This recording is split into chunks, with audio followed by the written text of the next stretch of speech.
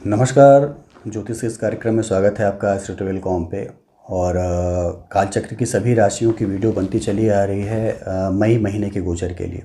चूँकि अप्रैल महीने के गोचर की वीडियो बढ़ चुकी है सारी और सभी लोगों ने देखा है, और एक तरह से अप्रैल अब लगभग ख़त्म है, 10 दिन और बचे हुए हैं।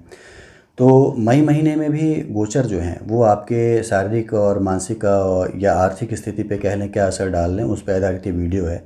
और कालचक्र की दूसरी राशि वृष राशि, इसके लिए गोचर कैसा होगा मई महीने में, आइए इस पर एक प्रकाश डालते हैं। और वृष राशि पहले से भी सभी लोग जानते हैं कि बड़ी ही शानदार राशि होती है। इस राशि के आदमी होते हैं वो बड़े ही व्यक्तित्व के धनी कह लें, या बड़े ही एक तरह से सांसारिक सुखों का उपभोग करने वाले होते हैं। लॉर्ड जो होता है इसका शुक्र होता है, और शुक्र यदि अच्छी जगह पे चला जाए तो निश्चित रूप से बड़े शानदार फल पाते हैं वृष राशि के लोग।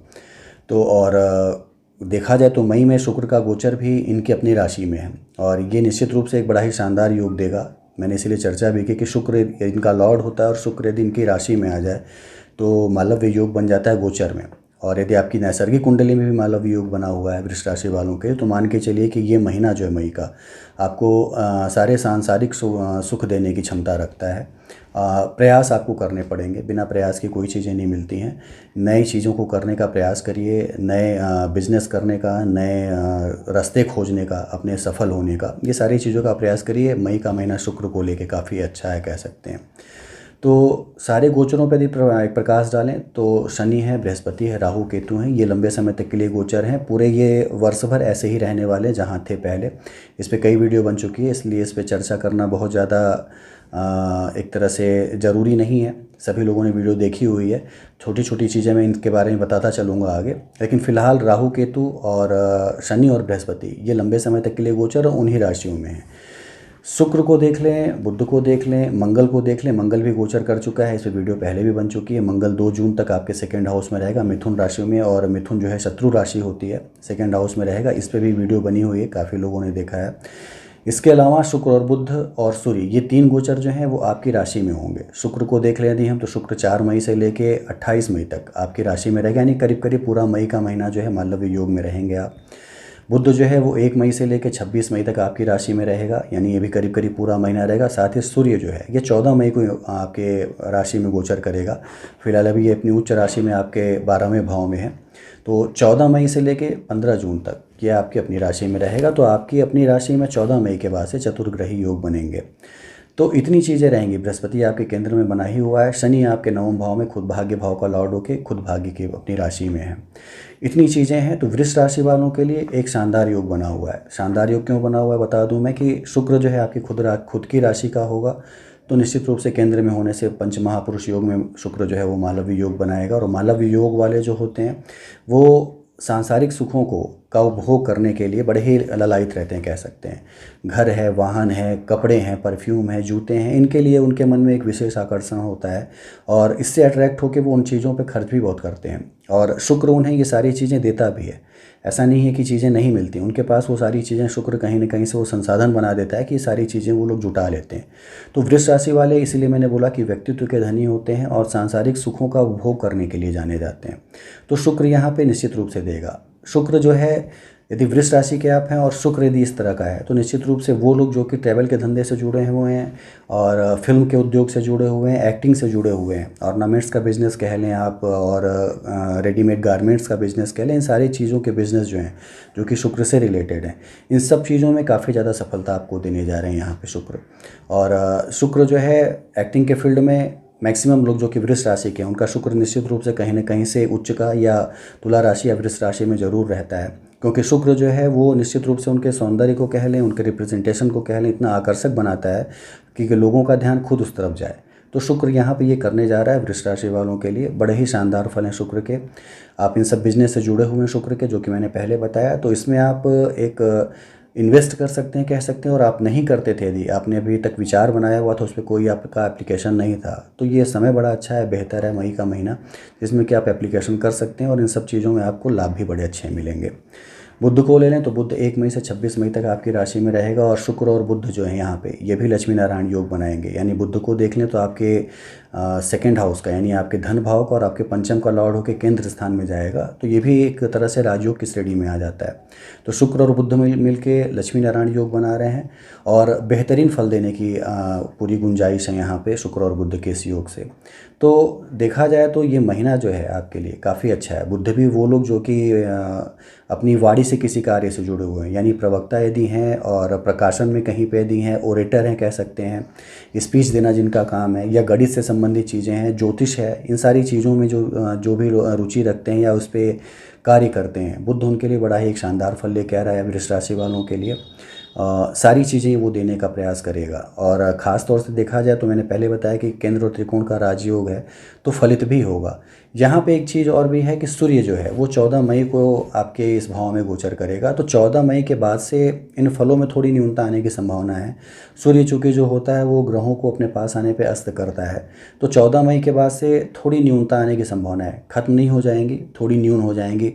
तो कोशिश ये करना है कि 1 मई से लेकर 14 मई के बीच में जो भी निर्णय आपको बड़े लेने, जो भी इन्वेस्टमेंट के निर्णय कह लें, जो भी आपको एक पैसा कहीं लगाना है या पैसा कहीं से पाना है या कोई नया प्रोफेशन, नई जॉब शुरू करनी है, तो इन सारी चीज़ों के लिए जो समय आपका 1 से 14 वाला बहुत ही बेहतर है।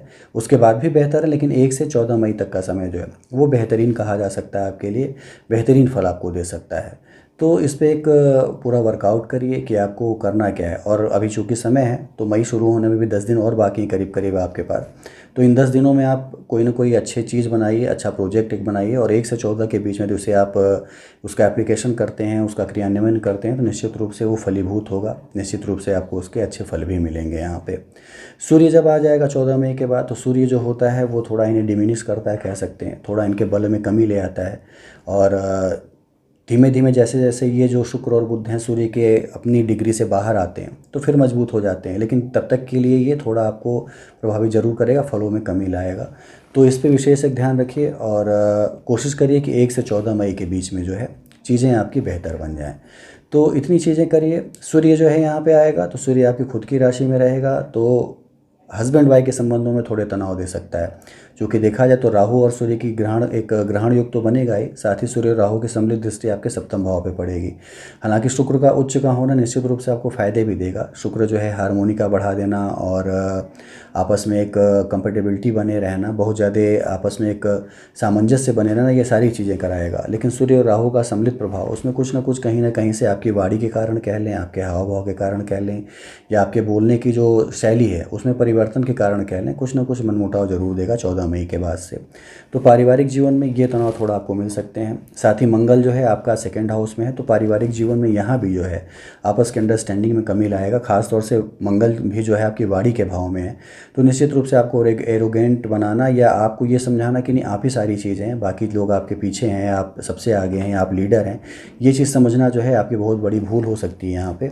तो चीज़ों को थोड़ा पोलाइटली रिएक्ट करें किसी चीज़ के लिए, शांत स्वभाव रखें, अपना वाणी पे नियंत्रण रखें थोड़ा अपने, तो चीज़ें पारिवारिक रूप से भी बड़ी बेहतर रहेंगी। तो जहाँ धन और दौलत में वृद्धि हो रही है, पारिवारिक रूप में थोड़ी बहुत समस्याएं हो सकती हैं, तो इस पर आपको एक विशेष ध्यान रखना होगा।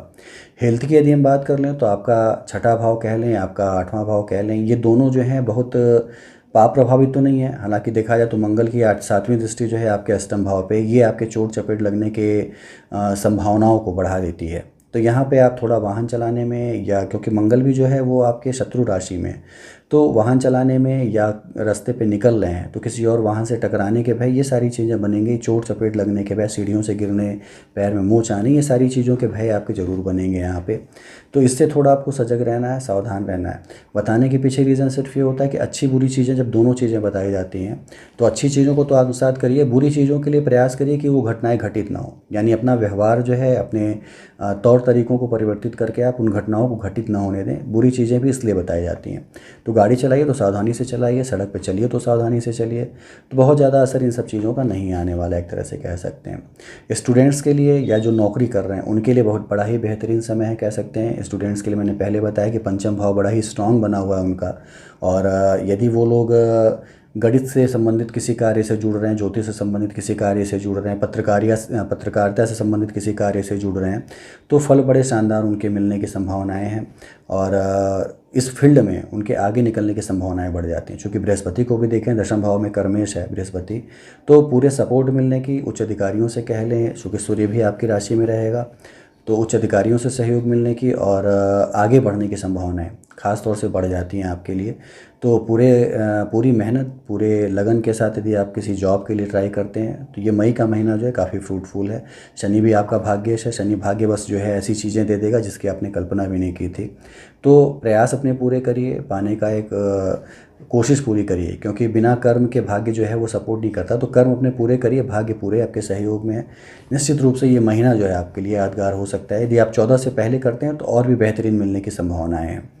एक चीज़ और भी थी कि आपको गोचर वाली कुंडली, ये तो गोचर की बात थी, अपनी नैसर्गिक कुंडली भी आप ज़रूर मिलाया करिए, दोनों मिला के ही उसका प्रेडिक्शन किया करिए। ज्योतिष के चैनल देखते देखते या ज्योतिष के कार्यक्रम देखते देखते सभी लोग करीब करीब इतने अवेयर हो चुके हैं कि कौन सा ग्रह किस भाव में उच्च का है, कौन सा ग्रह आपकी कुंडली में अच्छा है। तो यदि आपकी कुंडली में शुक्र अच्छा है और गोचर में भी अच्छा है तो मान के चलिए उसके दुगने फल मिलने की संभावनाएं हैं।